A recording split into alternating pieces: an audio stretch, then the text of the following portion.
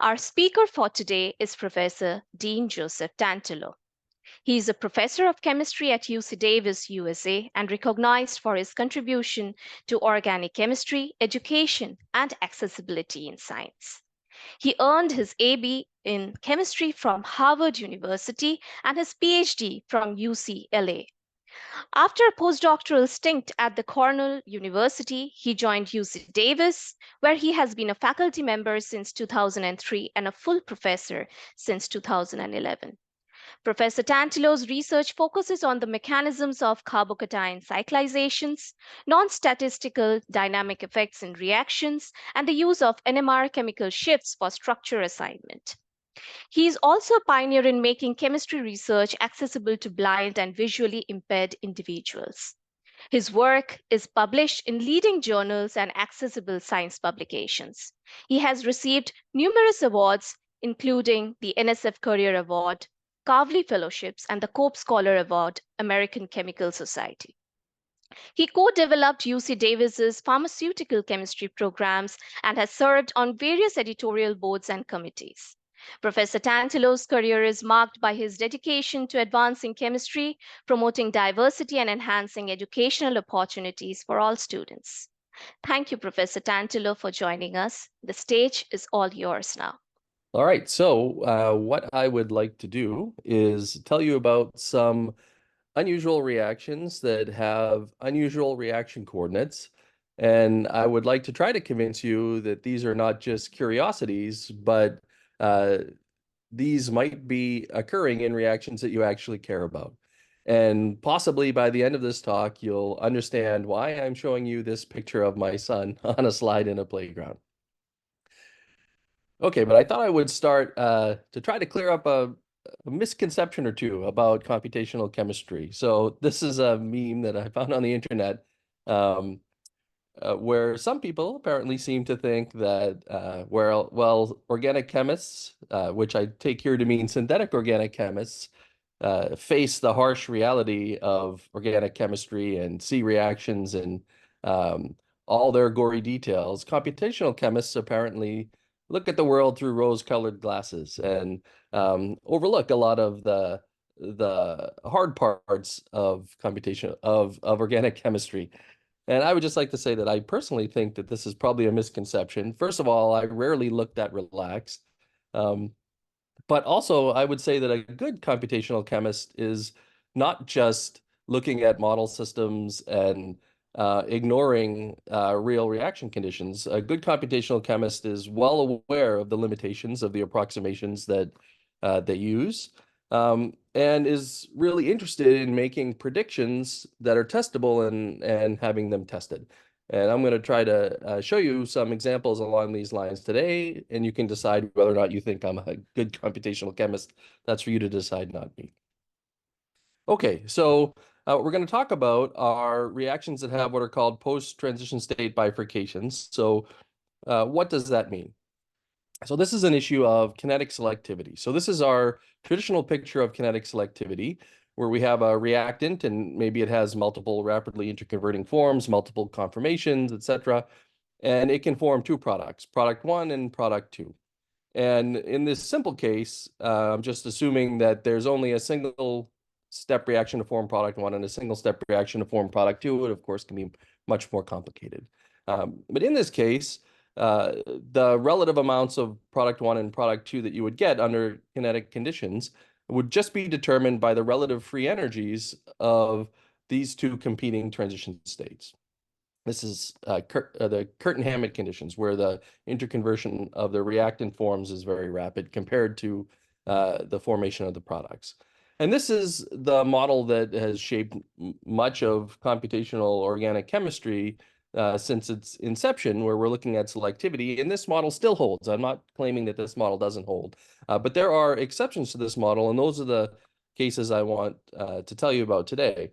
And the specific exception I want to talk about is when your reaction looks like this, where you have a reactant that goes over a transition state, and as you fall down from that transition state, if you're on the potential energy surface, this is a transition structure. If you follow that pathway down the potential energy surface, that pathway splits in two and leads to two products. okay? And it does not stop at an intermediate. In fact, if you're really careful, that pathway from the first transition structure will hit a second transition structure that interconverts the two products. But in reality, the reaction almost never makes it to that second transition structure. It falls off on one side or the other to give you one product or the other one. So this is not something we generally teach, right? We teach students that one transition structure will lead to one minimum. And that's probably a good thing to teach. But I teach my students this, that sometimes one transition structure can lead to two minima. And this, for a long time, was thought to be a curiosity, but it turns out that it's relevant to many different types of reactions. Now, this is a problem if you want to use computational chemistry to predict selectivity, because you don't have two competing transition states whose free energies you can compare. You have one, the blue one, which is called an ambimodal transition state because it leads to two products. That leads to both products, so you have one free energy for that. And you have to do something different to predict selectivity. This scenario is called a post-transition state bifurcation. It's a bifurcation because the pathway splits in two, post-transition state because the split in the pathway happens after the first ambimodal transition state. Okay, so what do we do? Well, here's a better looking maybe potential energy surface, and here's that ambimodal transition state, and you can see that the surface has downward paths to two different products. And what we do to model this is something called ab initio molecular dynamics. Okay, and we do this with a program generously provided by Dan Singleton at Texas A&M. And we do this with quantum chemistry. We usually use the Gaussian program, but you can use any program you'd like. And so what you do is you start up near the transition structure and you put energy into the vibrational modes of this transition structure. So you vibrationally excite the molecule, and you do this in a way that I'll just say satisfies physical chemists, given the temperature, the conditions that you're at. So you get a bunch of different starting points that are up above the potential energy surface. You now have kinetic energy, not just potential energy. And these excited versions of the transition structure all together make the transition state, which is a collection of structures. And these can all evolve towards products. And you do this 100 or 1,000 times, whatever you can afford. Generally, 50 to 100 is enough for the kind of problems that we address. And you count. If you do it 100 times and 70% of the time you get product one and 20% of the time you get product two, you predict a 7-to-2 ratio of products. 10% of the time it does something unexpected, and that's also interesting, okay? That allows you to predict the what. It does not tell you the why you get that ratio, and that's harder to understand, and we spent a lot of time dealing with that, and I'll give you some examples of that as well. Okay, this is an expensive calculation. So quantum chemistry is expensive, and to a computational chemist, expensive means how long is it going to take me to get a result in general. But doing dynamics with full quantum chemistry is very expensive, because what you do is you start up at the transition state region and you do quantum chemistry, and then you do classical physics for 1 femtosecond, say, that's the step we use. And then you stop and you do quantum chemistry again. You recalculate all the forces on the molecule. And then you go for another femtosecond and you stop and do quantum chemistry again. And you do that for, say, 500 femtoseconds. And when you do that, you get one path that goes to one product. That's one trajectory, we call it. And then you want to do that whole process 100 times. So that's a lot of quantum chemical calculations. But computers are fast enough nowadays that we can do this on structures of a size that are relevant to synthetic, organic, organometallic, and biological systems. Okay, we did not invent or we were not the first to discover post-transition state bifurcations. Here are some reviews. So this is one by my PhD advisor, Ken Hauk, from 2008. This is one by one of my heroes, Barry Carpenter, from a few years later. And this is one that my former student Stephanie and I wrote in 2017, which is already old now. The biggest difference between the first one and the last one is that in 2008, most of the examples were relatively small molecules, sort of theoretically interesting, almost toy systems. And by 2017 even, there were a lot of examples that were synthetically relevant, biologically relevant, organometallic type examples. So in this decade, really, this concept moved from sort of theoretical curiosity to directly relevant to the experiments that synthetic and bioorganic chemists are doing in the lab. And it's only continued to expand. I'm not going to write another review because there are way too many examples since this time. And let me tell you about one example we looked at. I'm going to tell you about two different kinds of bifurcations today. So this is the first one. This is an organometallic example. So this is Stephanie who wrote that review with me. We were looking at this reaction here. I'll tell you about a little more detail in a minute. And this isn't the first reaction we looked at. We were looking at some other reactions and we couldn't figure out what was going on. So we stepped back to look at a simple example. So this is a dirodium tetraacetate promoted CH insertion reaction. So there's dirodium tetraacetate will react with this diazo compound to make a rhodium carbene. And that rhodium carbene we'll do a CH insertion either into the CH that's on this carbon. Okay, that'll give you a beta-lactone, or one of the 4 CHs that are on these carbons here to give you a gamma-lactone, and only one diastereomer is drawn here. And so we picked this specific system from an old paper because it was pretty well defined. You can see it's a cyclohexane with a T-butyl, so there's not a conformational issue. The catalyst is small. We were looking at a much larger catalyst and it wasn't working.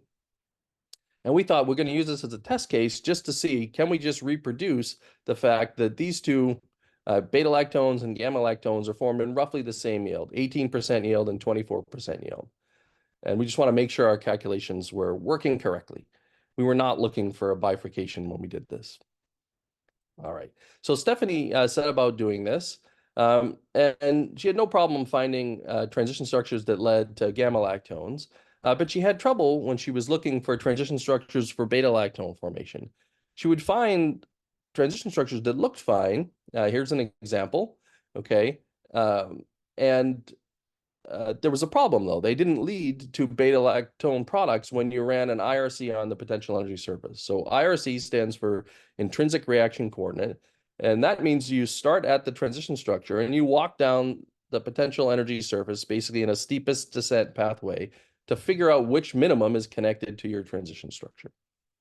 All right. Here is the actual computed transition structure. So you can see the dirodium, rhodium's in purple, tetraacetate. Here's the carbene carbon accepting the hydrogen. This is on the carbon that had the oxygen attached to it. And to make the beta-lactone, you're also going to make this dotted CC bond here. Okay, and here's the qualitative picture with the rhodium left off, even though the rhodium is, of course, involved. I just drawn it with the rhodium left off. Okay, so when Stephanie ran an IRC on this transition structure, which looked fine, it didn't lead to beta-lactone. Instead, it led to fragmentation products. It led to a ketene and a ketone. So Stephanie was sad. So we weren't sure what to do. We thought at first that, well, maybe this ketene and ketone we'll just get back together in a 2+2 cycloaddition, which is not forbidden because there's a ketene involved. So there's orthogonal orbitals at this central carbon. So that's not orbital symmetry forbidden. My postdoc was with Roald Hoffmann, so I cannot violate the Woodward-Hoffmann rules. That's a rule for me. We calculated that, but the barrier for that's about 50 kilocalories per mole. So that's not possible. So we're not sure what to do. And then I distinctly remember the group meeting we were at where it occurred to me that maybe there's a bifurcation. And we had found bifurcations in a completely different system, a carbocation rearrangement leading to terpene natural products. And I thought, well, maybe there's a bifurcation here too. And so how do you test for that, right? If this one transition structure leads to these two products, what you do is you run molecular dynamics of the sort I described. And so Stephanie did that. And starting from this transition structure, she generated the transition state of all these different forms of the transition structure with energy in the vibrational modes, ran 130 total trajectories. 31% of them did strange things we can talk about later if you're interested. 65% of them went to the fragmentation products, which is what was predicted by the IRC calculation, but some of them, small amount, went to the beta-lactone. So the fact that both of these products are observed does suggest that there is, in fact, a bifurcation. It's not a symmetrical bifurcation, but there is a bifurcation. So we were happy. there is a bifurcation. But there's a problem, of course, that these dynamics results suggest that you ought to get significantly more fragmentation than beta-lactone formation.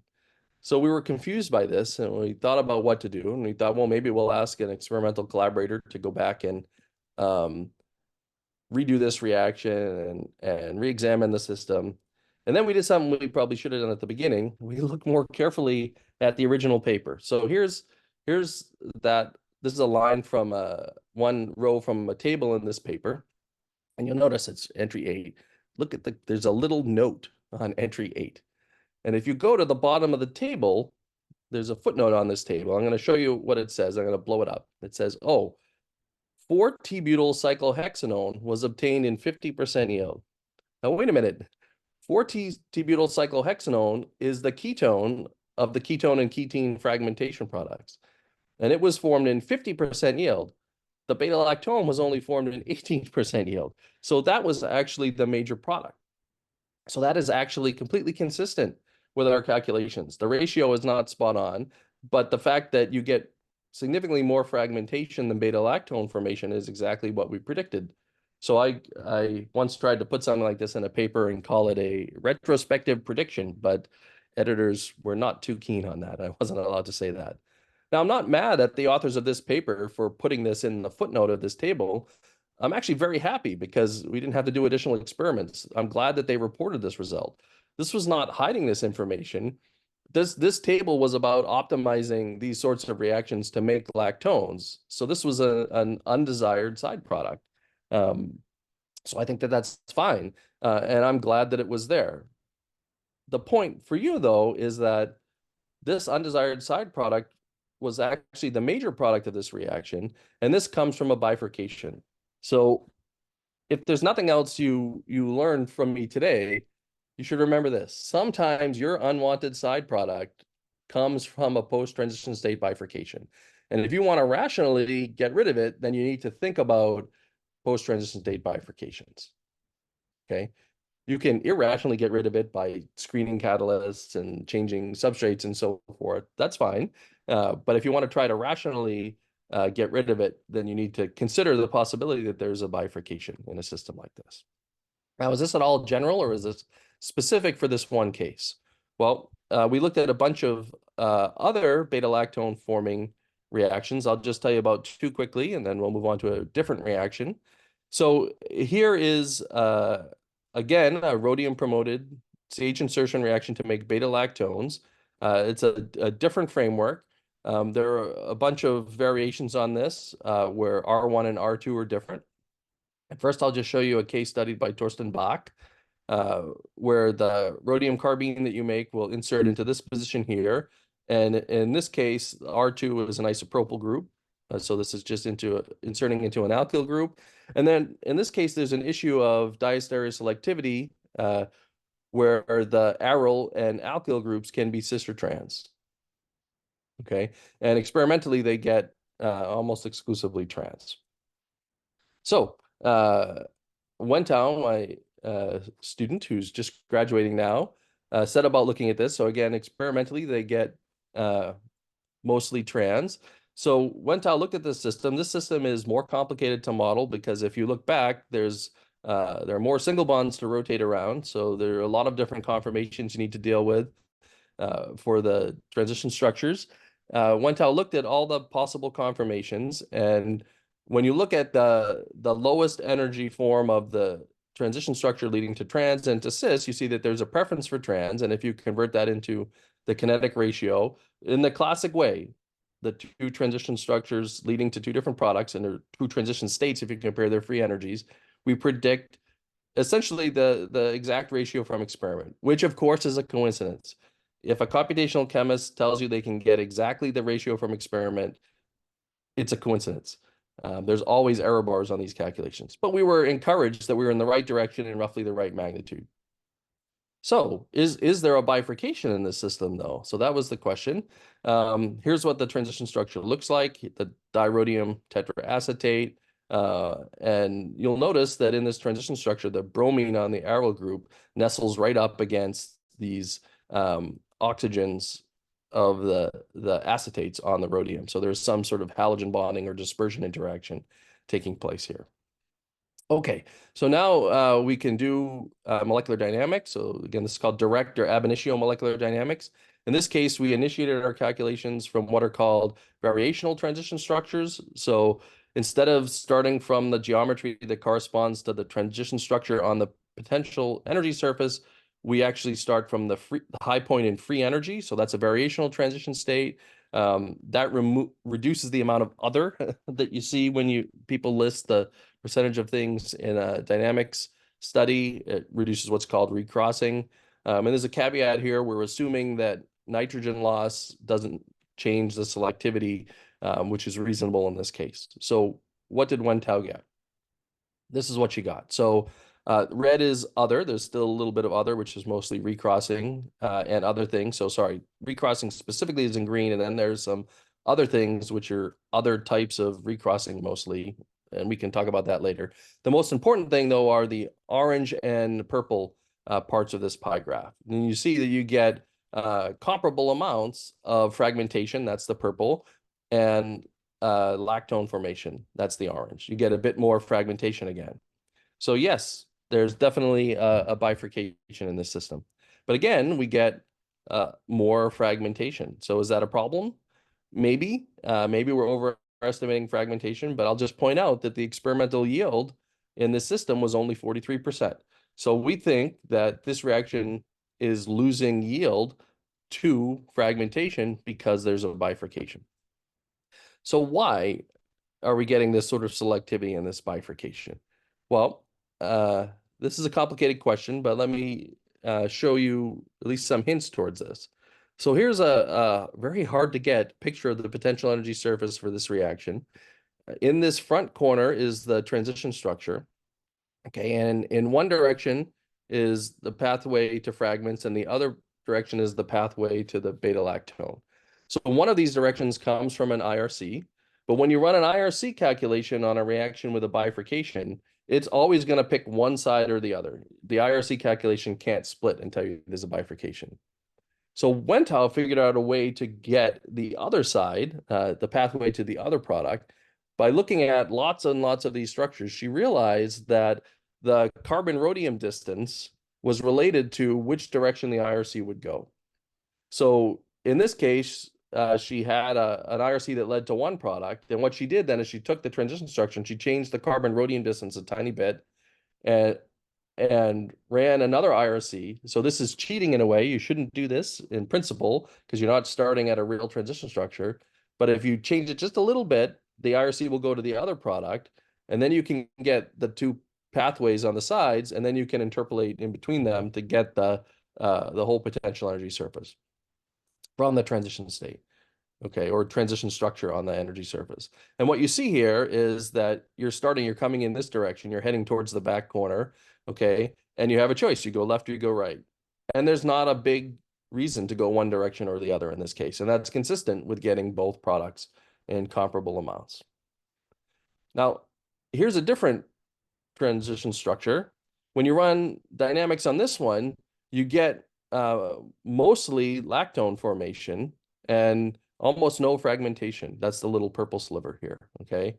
And this is what the energy surface looks like for that. So in this case, fragmentation is to the left, lactone formation is to the right. So now when you come in this direction, it's very easy to fall off to the right towards lactone formation. This little arrow represents the sort of the expected momentum you would have as you're going through the transition structure, through the transition state region. And so it's expected actually that you're heading towards fragmentation, but it's really hard. Even if you're moving in this direction, it's hard to avoid this steep fall off towards the lactone product, okay?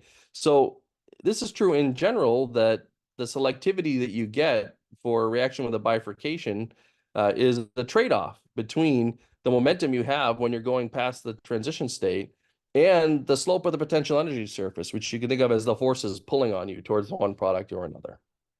Okay? Now, this is also interesting, I think, because this is a higher energy transition state that leads to the unfavored diastereomer. but it's much more selective. Okay. So the thing that is leading to transition state stabilization, selective transition state stabilization, okay, this bromine being near these oxygens is what helps make that preferred transition state lower in energy, is actually reducing selectivity. So there's kind of an antagonistic relationship here. And now that we understand that, we can think about how to change the system. And we're still thinking about that. I don't have any results on that. Okay. Now, Hugh Davis has also looked at systems like this. In this case, one example here is R1 is methoxy, R2 is phenyl. So this is insertion into a benzylic carbon. The problem is he's looked at this with, if you know what Hugh Davis does, he's looked at this with these gigantic catalysts. So we didn't want to model this gigantic catalyst. So Wentao looked at this first with just dirodium tetraacetate, the small catalyst, and we get it completely wrong. So experimentally, they only see cis, and if you just use dirodium tetraacetate, you only see trans. So that's not a good plan. So Wentao's fearless. So she went and she modeled the whole thing. This is a hard to see picture because this catalyst is such a mess. And it's conformationally flexible too, more so than you might imagine. But when you do this and use the whole system, you find that you do in fact get the experimentally observed cis preference, and that transition structure is preferred by more than 4 kilocalories per mole. So you shouldn't expect to see any trans product, just as observed experimentally. Then Wentao actually ran dynamics on this giant system, but it only leads to fragmentation. So it doesn't form, there are no trajectories that form beta-lactone. So this is a problem, right? So we found the transition structure that should give the correct stereochemistry, but it doesn't give any of the product. So what's going on? Okay, so what we think is going on in this case is there's a bifurcation, but it's so unsymmetrical that it's not really a bifurcation anymore. And it only leads to the undesired fragmentation products. But in the pocket of this giant catalyst, these fragmentation products, unlike the previous system I showed you, can recombine in a 2+2 reaction to form the desired product. Okay. If you only have acetate ligands, in this case, the recombination barrier is 33 kilocalories per mole. With the full system, because of some pre-organization and some non-covalent interaction, the barrier decreases by 4 kilocalories per mole. By the way, that's the difference between days and months if you're working in the lab. Okay. And in fact, the cyclized product is lower in energy by 3 kilocalories per mole. So everything goes to the cyclized product. So this catalyst has built into it a correction mode. This was not by design, but this is what we think happens. There's a bifurcation. It's so unsymmetrical, it leads to completely the wrong products, but because of the nature of the catalyst system, it corrects itself. Okay. And again, this is not how this system was designed, but if you want to design related systems, I would argue that you should think about things like this. Okay, so to finish up, I'm going to show you a simpler system chemically, but a system that's more complicated electronically. And in this one, I have some experimental predictions that were tested. Okay, so this is a collaboration with Jen Shoemaker at Wisconsin. And this is not her reaction. This is a reaction, again, we were using as a test reaction. Jen is interested in doing cycloadditions on these bicyclobutanes, as are a lot of people nowadays. And we decided to start with this known system studied by Laura Mallins, just again to make sure our theoretical methods were working appropriately. So here they're adding PTADs to bicyclobutanes and getting these cycloadducts. So the question that Jen came to us with, first of all, is this a concerted or stepwise reaction? You know, what's the mechanism? And so, oops. And so my student Kevin started looking at this. And so here are the reactants and the products. And this is a downhill reaction by quite a bit. And so first we looked for a concerted pathway, and there's no transition structure that corresponds to a concerted reaction, which didn't surprise us. We considered a diradical pathway, and that seemed like a good idea, but we couldn't find a transition structure that led to the dirath. Kevin did find a transition structure that led to this unusual zwitterion, though. This had a barrier of 28 kilocalories per mole. The transition structure is shown here. It basically looks like one of the nitrogens of PTAD adding to this carbon, taking these electrons and pushing them towards the ester. And that's what you might expect for a nucleophile attacking a bicyclobutane with an electron withdrawing group attached. But it doesn't stop there. Then it goes on and fragments into this sort of structure. So we thought, okay, well, that's interesting. Can you get to the product from there? Well, there's a transition structure that gets to this product that's only 9 kilocalories per mole above the starting point, but this zwitterion is downhill by 37, making this barrier prohibitive. Okay, so that's not a good pathway to the product. Sorry, oops. We do note, though, that if you could get to the diradical in a different way, you could get to the product with a barrier of only 12 kilocalories per mole. And in fact, it's preferred to go from the diradical to the product than it is to go to the zwitterion by about 5 kilocalories per mole. So the problem here is, how do you get to the diradical? And at this point in this talk, you should know the answer. There must be a bifurcation somewhere.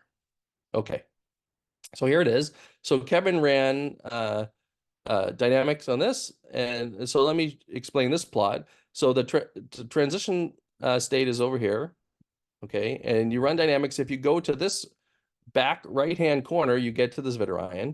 If you go to the back left-hand corner, you get to the diradical.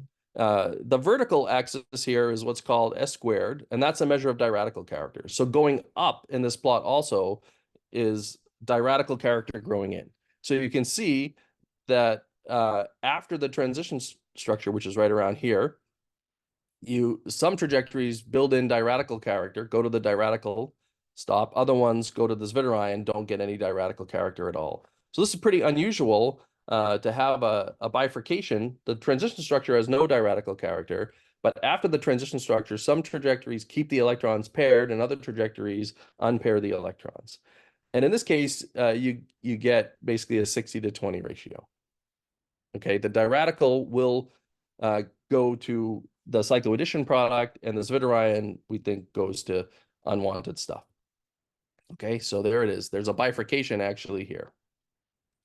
All right, this is related to something Barry Carpenter found years ago when he was studying E9 allene cyclizations, where he talked about a post-rate determining bifurcation. It's not exactly clear what he meant, but I think he meant this, where he was talking about going past the transition structure and then having a way to access an excited state, which in this case was either a diradical or zwitterion form of this sort of structure here. So it's very closely related, although not quite the same.